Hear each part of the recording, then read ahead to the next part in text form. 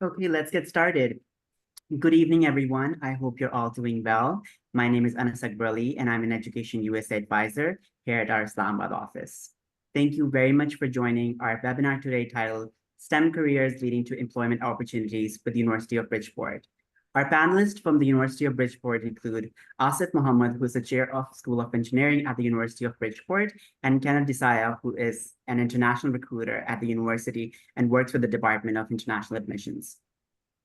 I do want to thank our panelists for taking the time out to speak to all of our students today. And before I hand it over to my colleagues from the University of Bridgeport, I would like to take a moment to share a bit about who we are and what we're doing, not just in this country, but worldwide. This is especially really important for those that are joining us for the first time today. So Education USA is a global network under the US Department of State, comprising over 425 international student advising centers in more than 150 countries. We are your official source of US higher education, and we provide accurate and comprehensive information about studying in the US. In Pakistan, Education USA is based at the United States Education Foundation in Pakistan, which also hosts the Fulbright Commission in the country. USCFE promotes mutual understanding between the people of Pakistan and the people of the United States through educational and cultural exchange with offices in Islamabad, Lahore, and Karachi. Other than advising, we also have the programs department that administers multiple fully funded programs, including the Fulbright Scholarship. You can find all of this information on our website, www.uscfb.org. And finally, along with the programs department, USCFB also has authorized formative testing centers in Lahore, Karachi, and Islamabad. Now, without any further delay, I will now request my colleagues from the University of Bridgeport to begin their presentation. Please, everybody, if you guys have any questions, please use the Q&A chat box feature. Unfortunately, we will not be allowing you to speak during the session. So instead of raising your hands, it would be better if you guys could put in your questions in the chat box feature. And also to let you know that once Dr. Mahmood is done with their presentation, he will be able to take some questions before Ken is able to move on with his presentation. Thank you very much, Ken and Dr. Mahmood. The floor is yours. So am I going first, Ken, or are you going first? Dr. Mahmood. Okay. All right. Let me share my screen.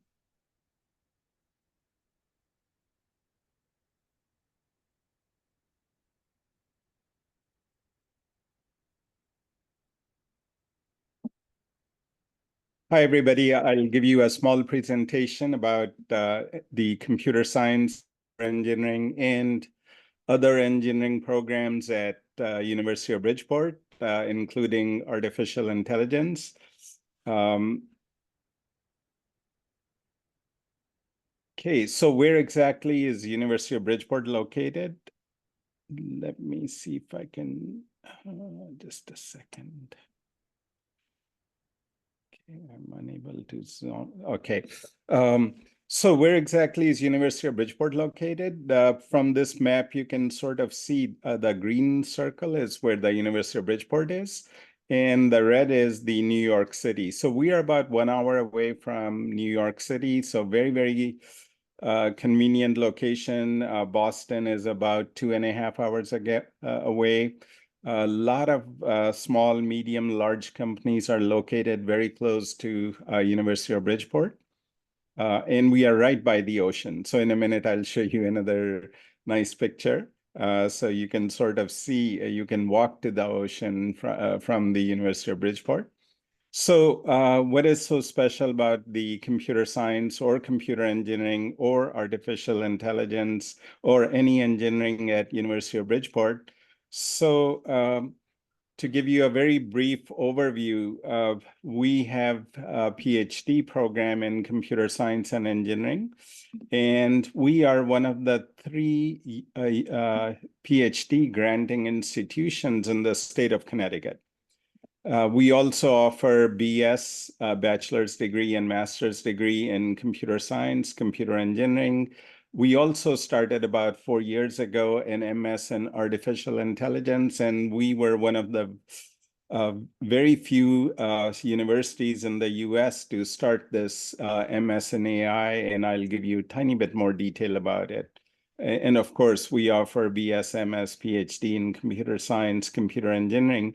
We also have electrical engineering, mechanical engineering, biomedical engineering, and hybrid where you can do some management, some engineering. It's called the Technology Management Program. Okay, so again, because our strength is in computer science, engineering, AI, more than 90% of our students, get their very, very good jobs within, a semester, within a few months of graduating. And our graduates are employed by many well-known companies such as Oracle, Amazon, Google, NASDAQ, Lockheed Martin. Priceline is very close to us. Yale is about 10 miles away from us. And in the state of Connecticut, they are one of the dominant healthcare providers. So they hire a lot of our students. Hartford is the bigger city in the state of Connecticut. It is called the insurance capital of the world. So they have Aetna, JP Morgan, Morgan Stanley, Goldman Sachs. These are the financial companies in New York. So anyway, our students are hired by some of the top companies. What are the main areas of research and excellence at University of Bridgeport? These days, artificial intelligence, machine learning, data sciences is very, very popular. So we are very strong in it. And again, I'll give you a little bit of more idea about this. Some of the research, some of the advanced courses we offer are also in big data analytics, business intelligence, bioinformatics. We also offer courses and do research in blockchain technologies, cloud computing. We are very strong in robotics, cybersecurity, and so on, including nanotechnology and quantum computing. So, and some of the professors have research laboratories, including robotics and AI and so on. So let me... Okay, and these are some of our laboratories where you can go and do practical things. So what kind of courses we offer in, for example, computer science or computer engineering or AI? So from graduate level courses point of view, the key areas are artificial intelligence, big data, security, cloud computing, quantum computing, and of course, the general software development, including services-oriented architecture, APIs, web application development. In the artificial intelligence field, as I mentioned earlier, we are very, very strong. So we have very good in-depth courses in computer vision, deep learning, blockchain, advanced deep learning, autonomous vehicles. This is related to self-driving cars. We have a small laboratory also where you can actually create small cars with which drive themselves, avoid obstacles, follow the lanes, and so on. And of course, in reinforcement learning, natural language processing, and large language models are the driving technology these days. And we have very, very good in-depth course, as well as we are doing PhD level research in LLMs. On the big data side, again, data mining, Hadoop, and NoSQL. Security side, we are also very strong, offering courses in network security, application security, cybersecurity, cryptography, similarly, cloud computing, as well as you have a choice of taking advanced level courses, and we have PhD students working in quantum computing. We were one of the first universities to start offering courses in quantum computing, as well as blockchain and cryptocurrencies. So we have a faculty who's doing PhD level research in blockchain, and In our computer science courses, we cover 4 languages: Python, of course, for all AI courses, C#, Java for a lot of these software architectures, C++ for embedded devices, and real-time programming. Okay, so how good is University of Bridgeport? If you take a look at the U.S. News and World Report, I just checked it a few days ago. So for example, if I take you there, let me see if it takes me now. Right here. Okay, so you can see this is the University of Bridgeport, and from U.S. News and World Report page. You can see over here, University of Bridgeport, okay? So you can see beautiful campus right next to the ocean. And according to US News and World Report, computer science is one of our strong programs, and we are ranked 198 in the US. And remember, there are more than 1,000 programs in US, so we are, you can see, in the top 20% in computer science. Here's another link just to give you a relative idea. There are 3 PhD granting institutions in the state of Connecticut. Yale and University of Connecticut are the other 2. Yale is ranked 18 in this particular ranking, and UConn is ranked 102nd.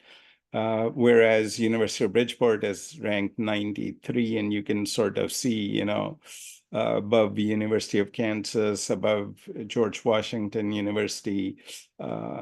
So anyway, some of you have been admitted to perhaps the MS program in computer science. So very briefly, how is the program? It will take you about 2 years to complete.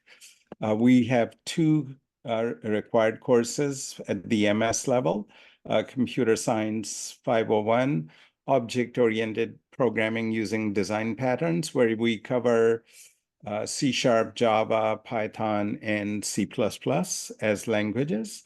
And Algorithms is our required course. Total, you have to take 10 courses. The other 8 courses, we leave it up to you.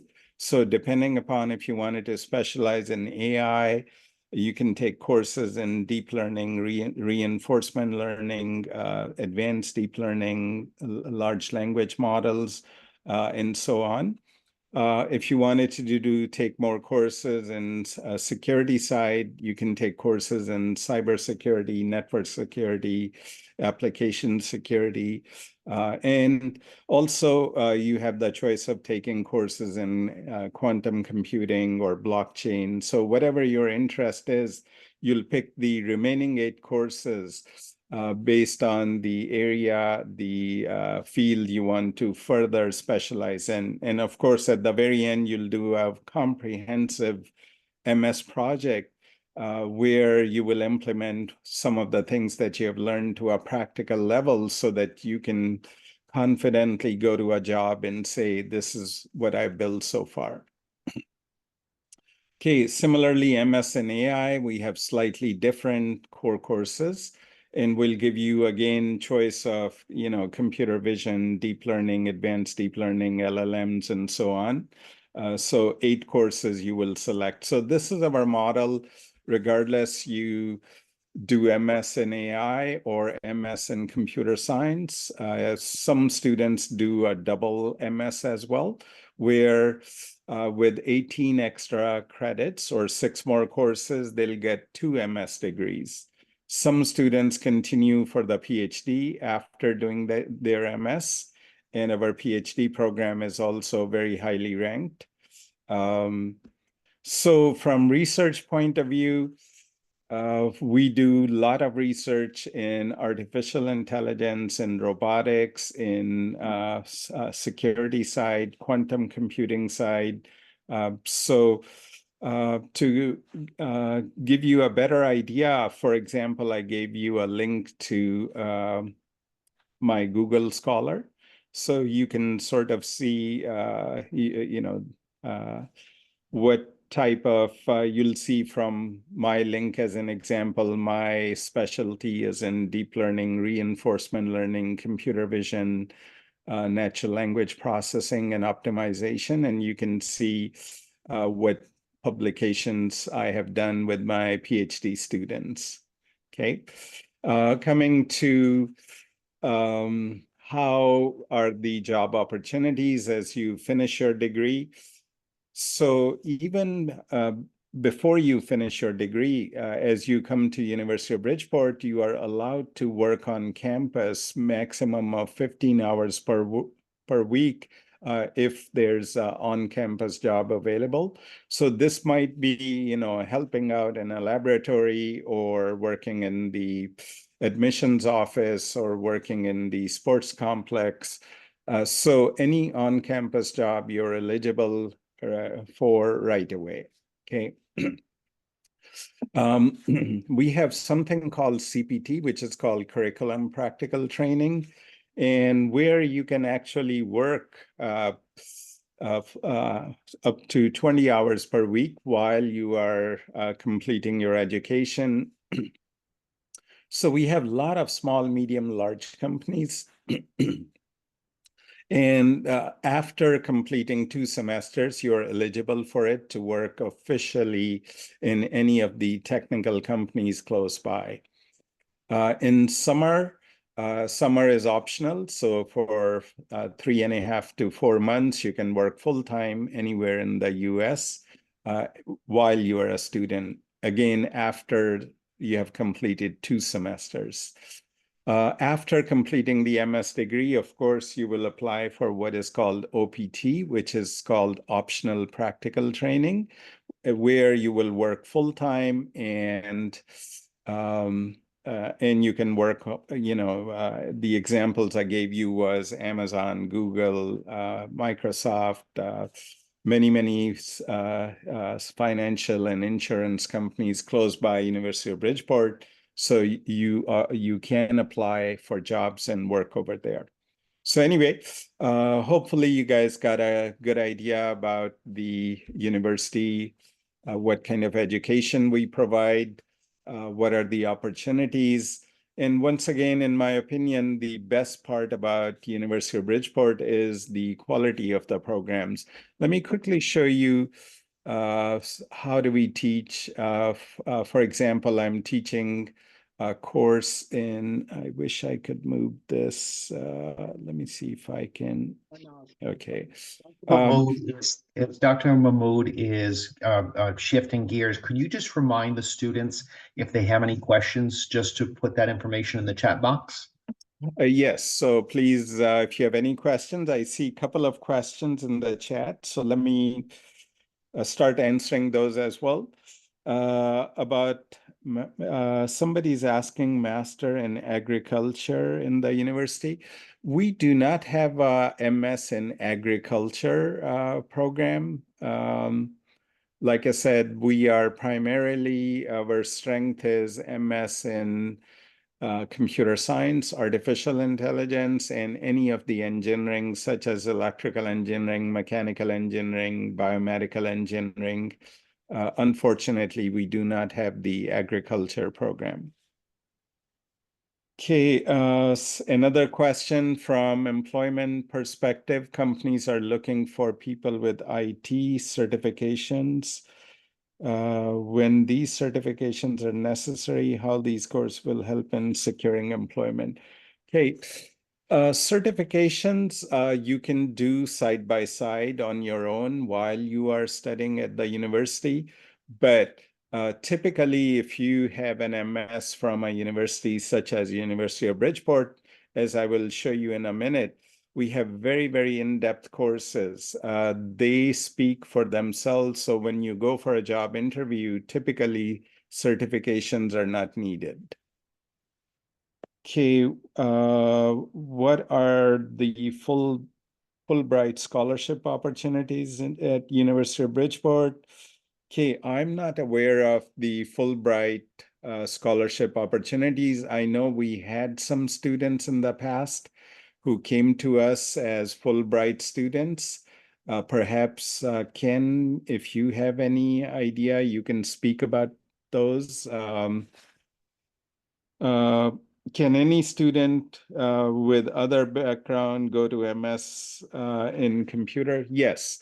So we do get many students who come from different backgrounds, such as maybe a business background or maybe a chemistry background, who would like to do an MS in computer science.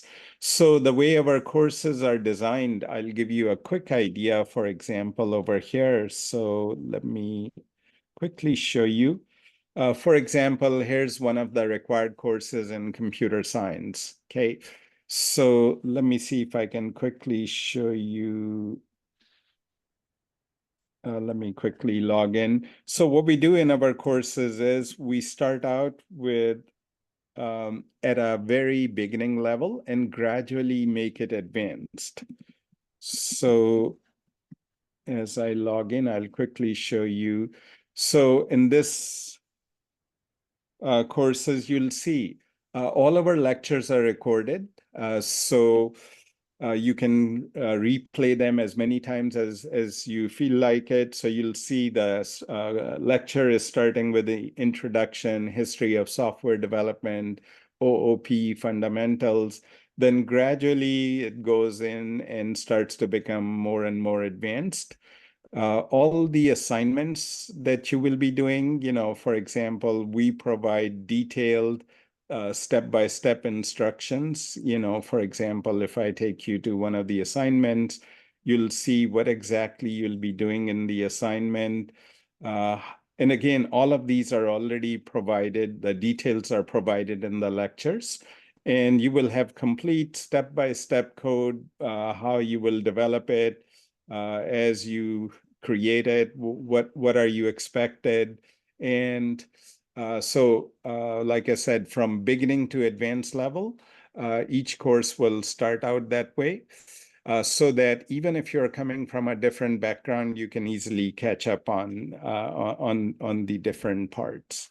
So let me go back to the questions. Dr. Mahmood, one of the students had asked the question regarding OPT. And I know that was part of your slides, where at the completion of the degree, the student can go out there and have work experience. Because your programs have STEM designation, students can now go out and work for 3 years with their OPT. So they're not going back to their home country. It's a natural transition when a student completes their degree program at University of Bridgeport. They're actually working with career services to try to seek out where they can do their OPT programming. Yes, you said it very, very nicely. You have up to 3 years. And depending upon how the job market is, a lot of times, a student will get a job before they even finish the degree, because as they do their CPT, which they can do after 2 semesters, the same company most of the time offers a full-time position. As they get their OPT upon completion of the degree, they already are legally authorized to work for 3 years. And if the company is very, very happy with the person, then they will sponsor further for their H-1 visa, so that student can work for even longer. So, just to share with you, I myself came to the US as a student, just like you guys. And I did my MS degree and PhD degree over here. And of course, then became a professor. And I went through similar OPT, the H-1 and the other visa. And then, I'm a full-time professor. So the key is, even if you're not coming to University of Bridgeport, pick a university where they have very strong programs, so that your employment opportunities are very good as you complete the degree.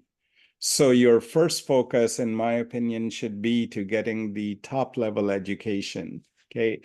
Then the employment opportunities, regardless that's CPT or OPT or a full-time job, will follow automatically as a byproduct of the quality of education that you have received. Okay, and just to comment further on it, so, how good is the quality of education? I'll just take you through one of the courses I teach, Advanced Deep Learning, as an example. And every year, whatever is the latest, you'll see all the lectures covering, the different aspects of it. So I'll take you, for example, to one of the handouts on one of the lectures, and you'll see there are many programs in US that are offering AI type of courses. A lot of them are very superficial. You don't learn anything in depth. So you'll see over here, we take you through the complete theory, and don't be intimidated by it if the math and everything looks too intimidating. Okay. What I'm trying to show you is that every course you will take will start from the basics and go to the most advanced level. So to give you an example in this, let's say, okay, let me quickly log in over here. UB student 20. Okay, so for example, in this course, we actually created, you'll see over here, MinGPT.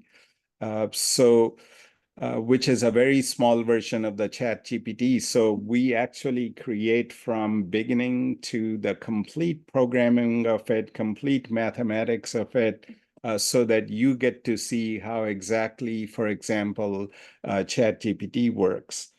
So that's why I emphasize, don't pick a university where, try to go see what is the depth of the courses. Are they offering you the latest in a particular field? So, for example, one of the students asked me a question. They have a admission MS in data sciences and AI, and how do I land a job? As I answered, the job will automatically come if you're knowledgeable with the latest in the field. Just having a degree is not going to give you a job. So again, that's my opinion. Okay. Any fully funded scholarships available for undergraduates?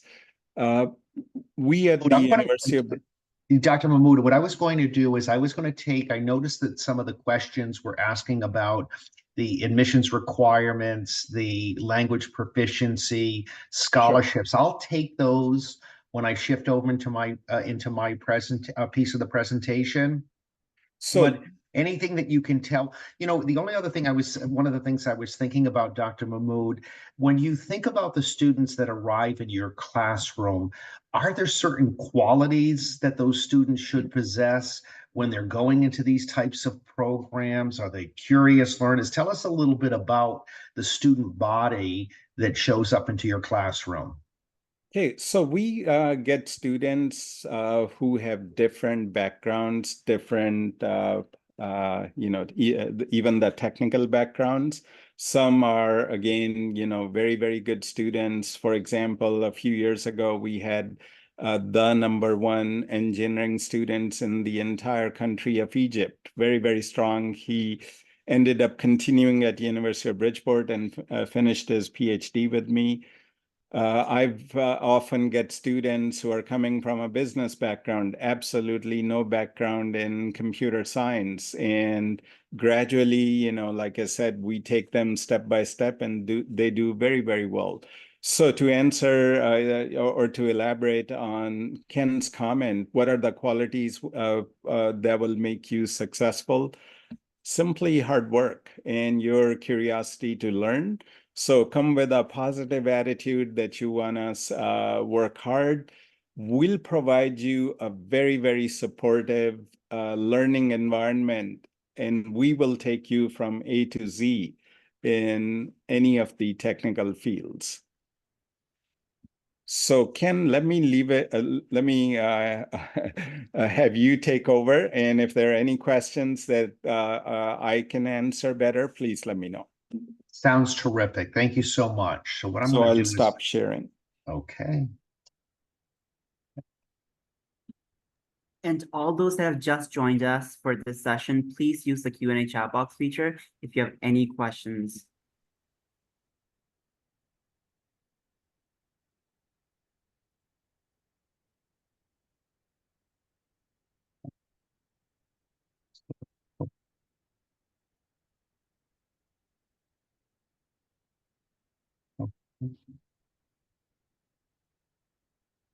And Anas, can you see this the slides? Yes. Okay, perfect. For the for the students that have joined us, Dr. Mahmood, we really do appreciate the opportunity for you to share information on computer science and the AI career paths. It's probably one of the largest growing programs that we have of interest from our students. Just speaking a little bit about University of Bridgeport, my name is Ken DiSaia, and I work within the International Admissions Department at UB. And it's our goal and responsibility is to help answer questions for students and try to create a good match. As Dr. Mahmood referred to, well, there are many different institutions in the United States. What we're trying to do is to match you with the right university, in particular University of Bridgeport. In the U.S., we have over 4,000 colleges that are available for choice. And what we're trying to do is to look at the admission standards, the scholarships that are available to help direct students to the right institution. I think the University of Bridgeport, you can see with this slide that, it's a, what I'll call a chain campus where everything a student is going to need is going to be there available for them on campus. So whether it's their academic buildings, recreation facilities, whether it's their dining facilities, So sorry housing to interrupt you, facilities. Ken. I think students cannot actually hear you. Even I cannot hear you properly. I think there's like a lag where there's a lot of distortion on your end. Okay. Just like okay right now in us, or is it? I still cannot hear you properly. You can maybe turn off your video if that helps. Yes.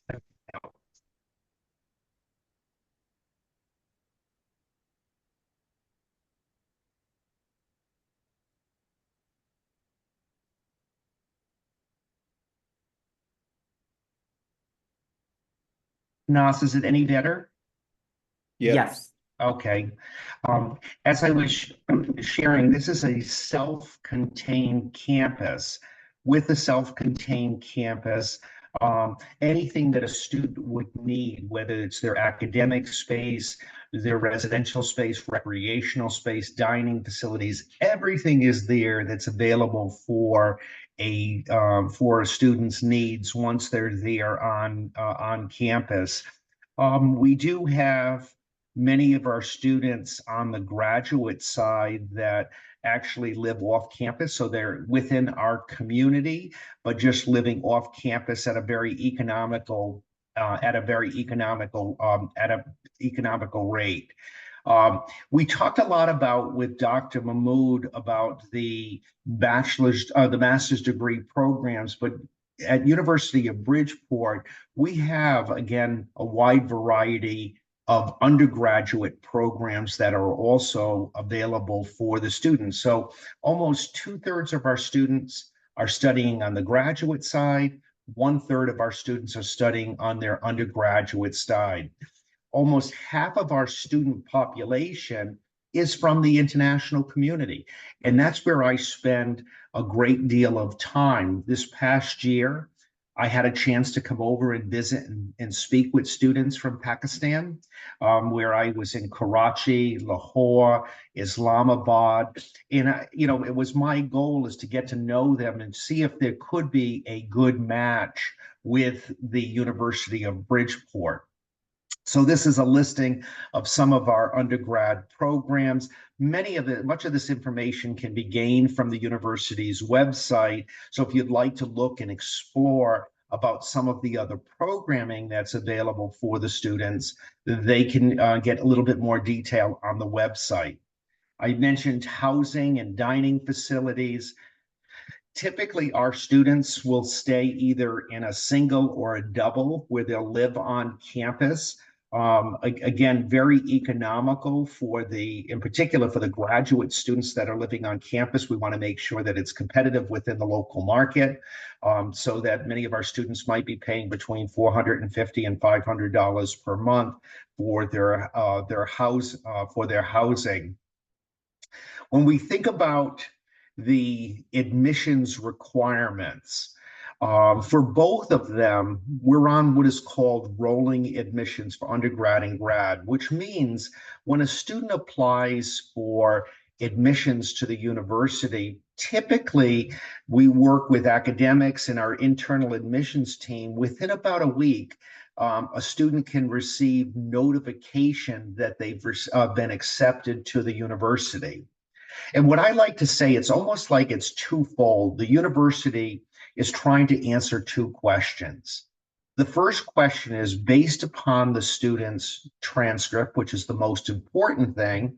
Students will answer the question, will we accept him? If the answer is yes, the second question is, how much of a scholarship will the university give to the student? So what we're looking at right now is not filling out separate applications. Our students fill out an application for admissions, and it tells us whether they're going to receive their admissions, and if they do, they'll receive their scholarships. All students on undergraduate and graduate will need to submit their either high school and college transcripts. So if you're coming in for the master's degree program, what we need to do is to see the students' college transcripts. And again, what we're looking for is a range. Students that are seeking graduate admissions, what we're looking for is anywhere between that 2.7 to 3.0 as the minimum. Again, as the slide dictates, it varies by program to program, versus on the undergraduate side, again, the student takes a little bit wider range of students that would be considered for admissions, where the student has that 2.5 GPA or better. The university really tries to take a holistic approach to the admissions process. So we do ask that the students submit their letters of recommendation, their statement of purpose, their resume or CV, depending upon undergrad or graduate. So what we want to do is to try to understand the student's background to see if they could be a good match for the university. All of our students are going to have to demonstrate language proficiency. And what I mean by that is for you to make sure you have the right skill sets to be in the classroom. So whether it's the written communication, oral communication, listening, writing, these are all things that are important for you to be and have an effective experience in our classroom. At UB, we do have a wide range of different choices. So whether it's the TOEFL exam, the IELTS, Pearson's, many of our students are doing Duolingo, where the students have the ability to go out there and generate a score through Duolingo at their own pace. A lot of times the cost effectiveness of doing Duolingo is much more inexpensive compared to the other programs. And again, as we talk about GMAT, GRE, depending upon the program, it may require you, or depending upon the GPA of the student, it may require you to do GMAT and GRE. For our students that have an interest in undergraduate studies at the university, we like to tell our students that they have test optional for the students taking the SAT or the ACT program. And, you know, if a student has taken the SAT or ACT and have done well with it, we strongly encourage them to participate and send in those scores. The university really does try to make education more affordable for our students. And right here on the slide, we have the undergraduate tuition at $32,860. And really for the last 3 years, the university has not raised their tuition. We know that many of the students are challenged to receive, to be able to pay for their education. So we try to keep the cost of our tuition down. You know, you'll see that the university also offers scholarships. Many of our international scholars are ranging anywhere between $15,000 to $20,000 for their undergraduate studies. So almost 2/3 of your tuition can actually be covered based upon the student's GPA. When we look at the graduate tuition, our graduate tuition, depending upon the program, we're charging at a per credit basis, range between, say, $15,000 and $19,000. Very a reasonable cost, but the university is also very unique that they do offer some scholarship dollars that are available for the students. As a graduate student, you'll find that when you're seeking out graduate admissions, not a lot of universities in the United States offer scholarships. In addition, some of our students ask the question, and I think I've seen it as part of the Q&A, that students, can I work while I'm on campus through a grad assistantship program?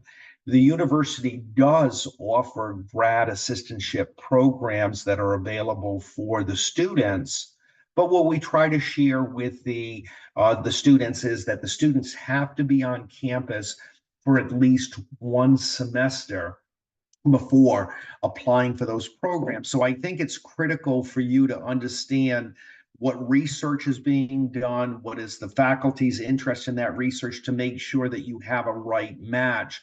Again, what we try to do is try to make an education more affordable, not only through scholarship programs, but also through the work experience. Now, prior to our start of our presentation, I was speaking to the representative from EducationUSA, Anas, and I was telling him that this past fall of 23, we had 7 students from Pakistan that arrived on campus. In this year, the student interest from Pakistan is at a much higher level. And with the students applying at a higher level, what we're doing is we're sending out more I-20s to the students. And as of today, we actually have 10 students that have already had their visa approved to study starting in fall 24. It's our goal that maybe we could have 20 students from Pakistan studying in the fall at UB. You know, when a student asks specifically about the I-20 process, and I believe that our team at UB has done a good job at sending out their I-20s, and I think the process is fairly easy. You know, where students need to make sure that they're sending in their bank statement and affidavit of support. So when a student is submitting in their financial documentation, when we calculate their cost of attendance, students would start with their total costs minus any scholarships that are available from the university that they had received and then they have a net cost, that cost of attendance. That's what would have to be demonstrated to the university. The student at that time would also be registering for an appointment at the embassy. And I know that the students from Pakistan, it's a little bit challenging sometimes to get those appointments. So we ask that you just try to be as tenacious as possible to try to secure appointments and make sure that you make the payment for the CVIS appointment. But I think that many of our students need to spend some extra time is really preparing for their interview with the embassy. And I know that the team at EducationUSA in Pakistan has marked training sessions with the students. They're there to help because you know that students are only going to be getting those 2, 3, 4 minutes with the consulate office. And what you need to do is to be able to communicate, why did you select this particular university? We're not asking you to go back to our website and saying, Dr. Mahmood says that they are ranked number 33, and they live in in Connecticut, and they're close to New York City. They want to have your authentic voice about why did you select this particular program. A student may have won an award in AI, and then this might be a platform for them to continue that study, or you want to work for a particular company. Every answer is going to be a little bit different. So again, it's practice of being able to have communication with that consulate office. And then, some of our students, they may get rejected on the first go around for their I-20. Many of the consulate offices give the students an opportunity to go back in and have a second or a third chance to go out there and communicate why they want to go. Again, show the tenacity to the consulate office that you are a good match for the University of Bridgeport.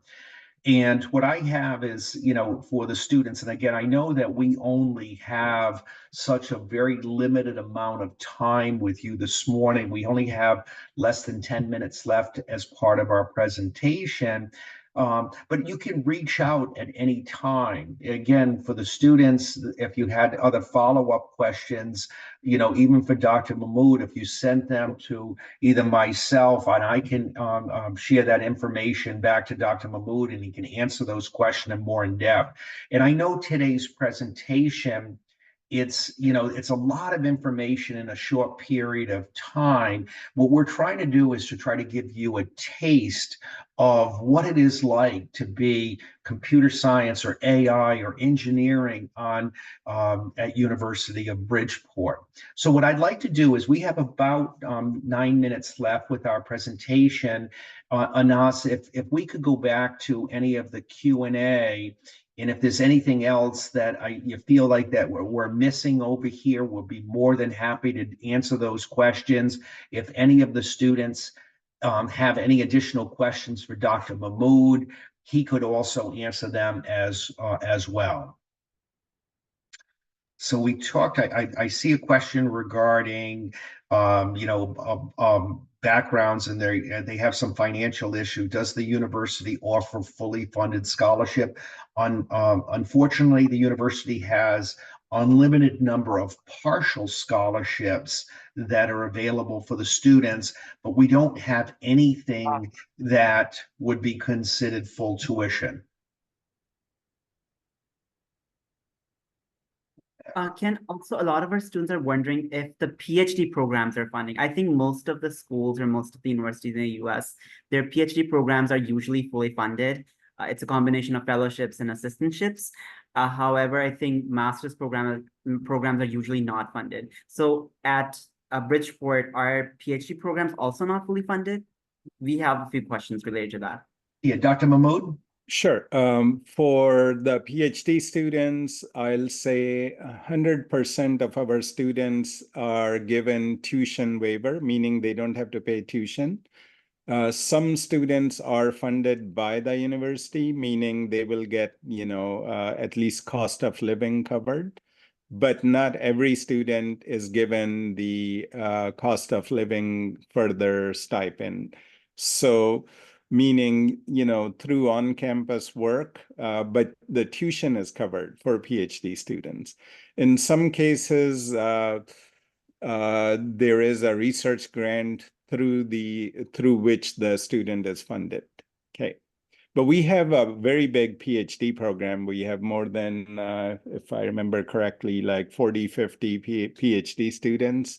So it's difficult to fully fund every student. But at least we waive the tuition off. Dr. Mahmood and Anas, I had a student that asked the question regarding GRE waiver. And with the GREs, as I mentioned, is they may require you. What I would share with all students is to make sure that you apply, send in your transcripts. If the university does require you based upon your GPA or program, they may require you to do the GMAT or GRE. I would tell you it is probably a low chance that the university is going to be requiring you. So I don't want you to get too hung up on it. I think the key for us, for any of our students, is to make sure that they apply for admissions, send in their transcripts, their letters of recommendation, their CV, and then based upon that, we'll make a decision on the holistic information, whether we're going to require it or not. We do have some of our students that might have asked the question, a student might have a 2.5 GPA for graduate. Should he give a GRE for admissions? If not, he might not make it to admissions. What I would share with you again, I would submit in all of your supporting documentation, let the university's admissions committee make the decision whether you're going to be a good match for the program or you're not. Again, one of the things that we pride ourselves on is that we have the ability to take that information and make a decision in a relatively short period of time. So please make sure that you submit your application. If you're working with an educational consultancy, please make sure that they're helping you submit the documentation directly to the university, not to us individually. Trying to can we apply for grad program without IELTS, TOEFL? That's a good question. Faisal is asking the question, do you need to have your language proficiency or is there an option to have it waived? Because you're coming from Pakistan and it has not been designated as English speaking, all students that are coming in would require to demonstrate language proficiency to the university. And again, as I shared on that slide, there are multiple different ways in which a student can demonstrate language proficiency, and that information is also located on our website. And we're also getting another question, which is that our academic qualifications or achievements, are they in any way related to financial aid or getting scholarships from UB?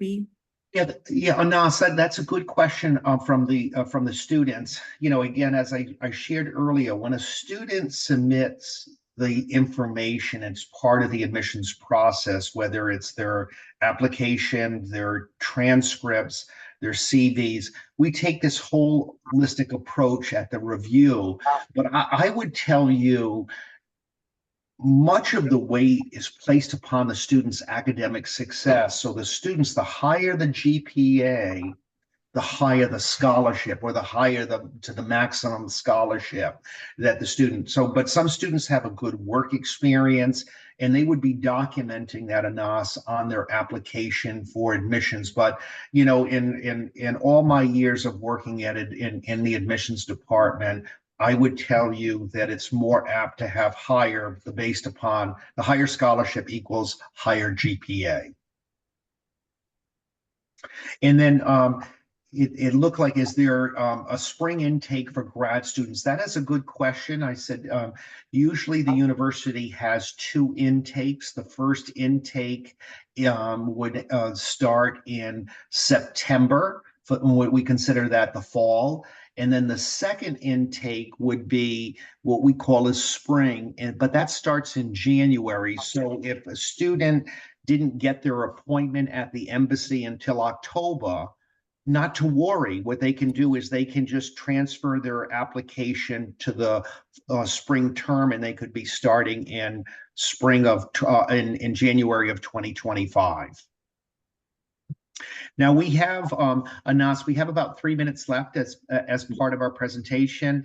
I want to, on behalf of the University of Bridgeport, I want to thank the team members at EducationUSA for giving the opportunity to Dr. Mahmood and myself this morning is to share information on career paths. I believe that looking at some of the questions that the students have asked, they have done a fantastic job this morning thinking about questions. And again, this is exactly what a student should be doing, asking the right questions, what's important to them, because it is going to be different from student to student. And again, I'm going to leave my my email address up here. And again, I apologize if we didn't have enough time to answer all Q&A, but I want you to feel free that you can reach out directly to me, and I'll be more than happy to help you about questions in the admissions process, the scholarship process, the I-20 process. Again, anything related to academics, feel free to send to me, and I can forward that to Dr. Mahmood. Dr. Mahmood, I really do appreciate your time. I know you're in summer months right now, but we do really appreciate the time that you provided to our students.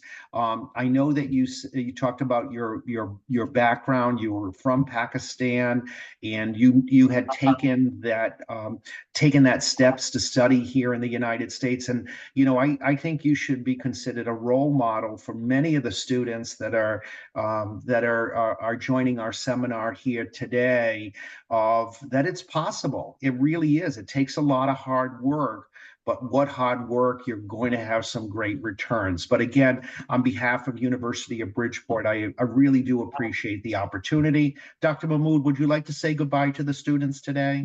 Yes, so it was my pleasure talking to all of you guys, and I wish you all the best.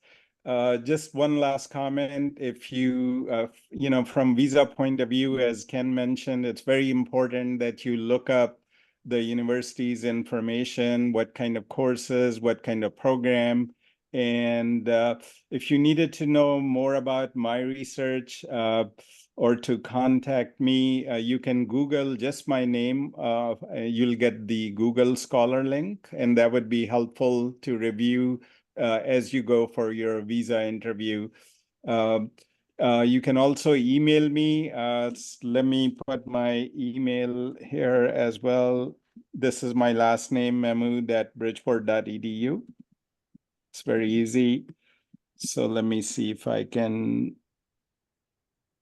Oops, I'm not sure I sent it to one student or all the students, but like I said, my last name, mahmood@bridgeport.edu.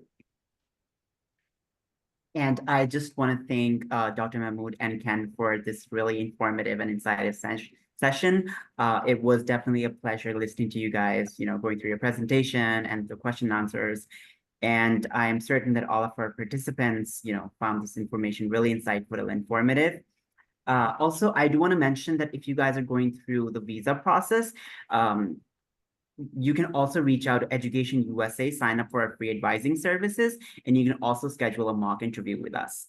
With that being said, if you have any questions about today's session or any questions about US higher education in general, please reach out to your EducationUSA advisor. If you have not already, please register for our free advising services by visiting our website, www.educationusa.pk. Also, do not forget to keep following our EduUSA Pakistan social media pages And with that being said, thank you very much for joining, participating. Thank you, Dr. Mahmood. Thank you again for joining and for leading this really amazing presentation. I hope that you have a good rest of your day. Thank you, everyone, for joining. Thank you. Thank you.